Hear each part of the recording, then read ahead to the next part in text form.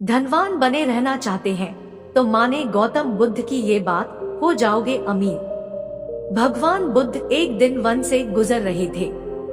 रास्ते में एक व्यक्ति जमीन खोद रहा था। बुद्ध विश्राम के लिए वृक्ष के नीचे बैठ गए। उस व्यक्ति को खोदते खोदते एक कलश मिला। कलश में हीरे जवाहरात भरे हुए थे। उसने सोचा आज मेरा भाग्य जाग उठा है।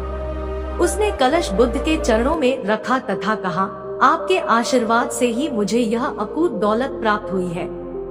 मैं इसमें से कुछ रत्न आपको भेंट करना चाहता हूँ। बुद्ध ने कहा, तुम्हारे लिए यह दौलत है, किंतु मेरी दृष्टि में यह विष के समान है। बिना परिश्रम के मिला धन विष ही होता है। वह व्यक्ति नाराज होकर कलश लेकर चला गया। उसने हीरे जवाहरात बेचकर संपत्ति खरीदी और दरिद्र से धनवान हो गया। किसी ईर्ष्यालु ने राजा से शिकायत कर दी कि जमीन में दबा धन राजकोष का होता है।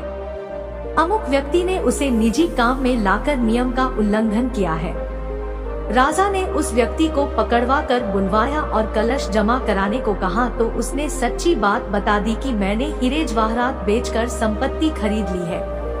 राजा के आदेश से उसे परिवार सहित जेल में डाल दिया गया। उसकी संपत्ति जब्त कर ली गई। एक दिन राजा जेल के निरीक्षण के लिए गया। उस व्यक्ति से भी मिला। उसने कहा, राजन, मुझे जब वह कलश जमीन से मिला तो बुद्ध वही थे।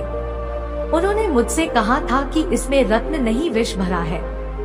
यह सुनकर मैंने उनका अपमान किया था। आज जेल में रहकर मुझे अनुभूति हो रही है कि उनकी बात बिल्कुल सच थी। बिना परिश्रम किए मिला विष ही होता है। मैं एक बार भगवान बुद्ध के दर्शन कर उनसे क्षमा मांगना चाहता हूँ। राजा ने भगवान बुद्ध को ससम्मान राज्य में आमंत्रित किया। जेल से निकालकर उस व्यक्ति को बुद्ध के पास ले जाया गया। उसने उनके चरणों में बैठकर क्षमा मांगी तथा कहा, आपकी बात सत्य थी। कलश में वास्तव में विष था जिसने मुझे जेल भिजवाया। बुद्ध के आदेश से राजा ने उसे जेल से रिहा कर दिया। उसने उसी दिन से परिश्रम से प्राप्त धन से जीवन यापन शुरू कर दिया।